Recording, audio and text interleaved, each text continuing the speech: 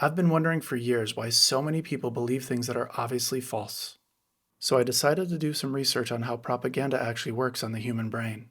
Because there is a pattern here. The people who fall for propaganda are not randomly distributed across the population. They share very specific psychological vulnerabilities that propaganda is deliberately designed to exploit. Propaganda has been a science for almost 100 years, and the people using propaganda against you right now know exactly what they're doing. Here are the 4 ways propaganda actually works on your brain. 1.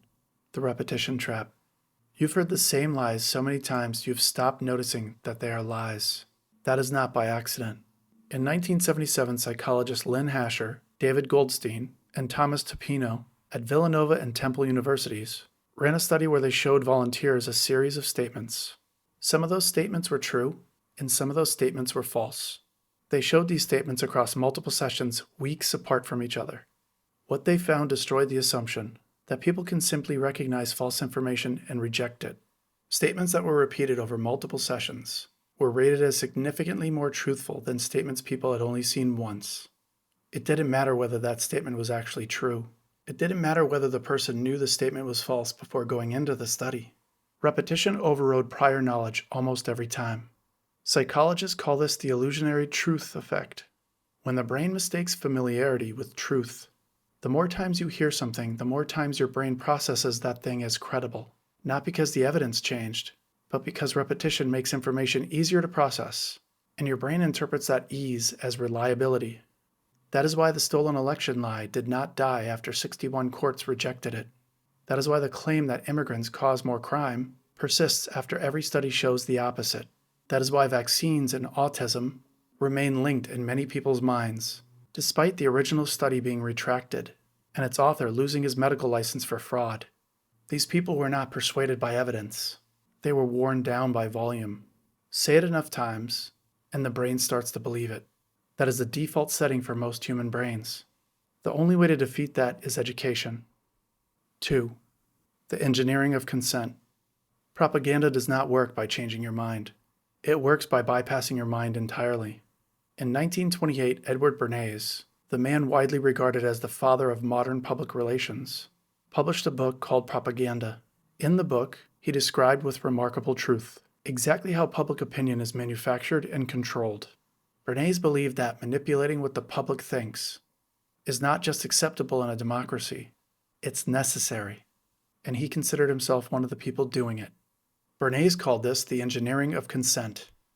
Engineering of consent is the deliberate manipulation of public opinion not through argument or evidence, but through the strategic control of symbols, emotions, and associations that bypass rational thought entirely.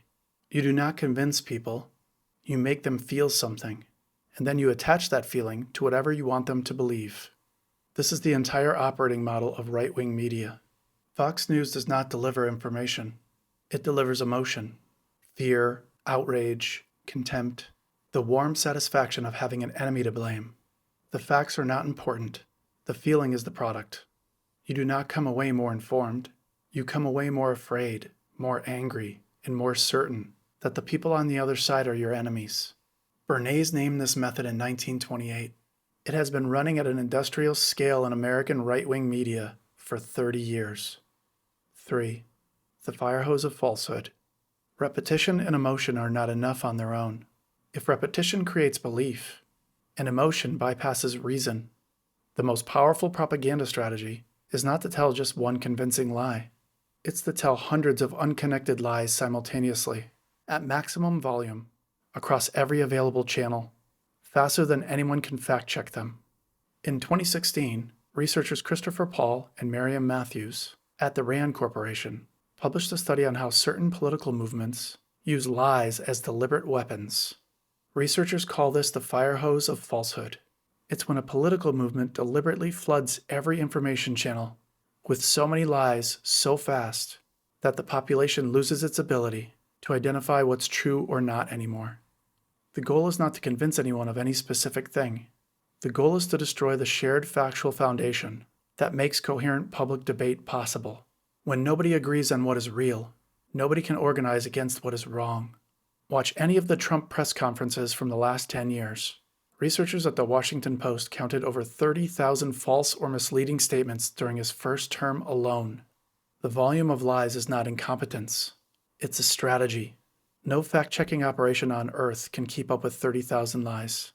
The fire hose of falsehoods does not need to win any argument. It just needs to make argument itself feel pointless.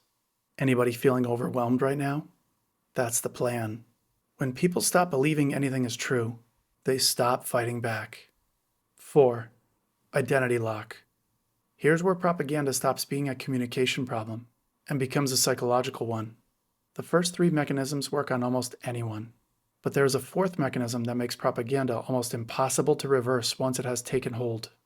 In 1957, psychologist Leon Festinger at Stanford University published his landmark research on cognitive dissonance. He found that when people hold a belief that is contradicted by evidence, they do not update their beliefs. They experience psychological pain and then construct whatever justification is necessary to protect that belief from the evidence.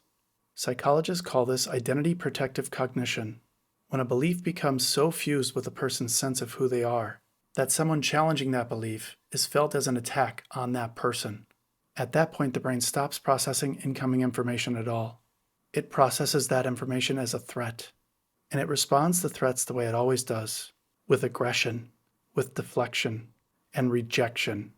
This is why Trump supporters who lost their jobs because of tariffs still defend tariffs. This is why every piece of evidence that Trump committed crimes is processed not as evidence, but as proof of a conspiracy against Trump. The belief is no longer a conclusion they reached. It is who they are, inside. Propaganda is not designed to convince everyone. It's designed to find the most vulnerable people in the room and exploit them. The people with fragile identities, the people who lost community, the people who need belonging badly enough to accept any story that provides belonging. If you can see the mechanism behind propaganda, you were never the target. But the people who cannot see it are everywhere. And there were enough of these people to change the outcome of an election. The people running this operation are not trying to convince you. They're counting on you doing nothing while they convince everyone else.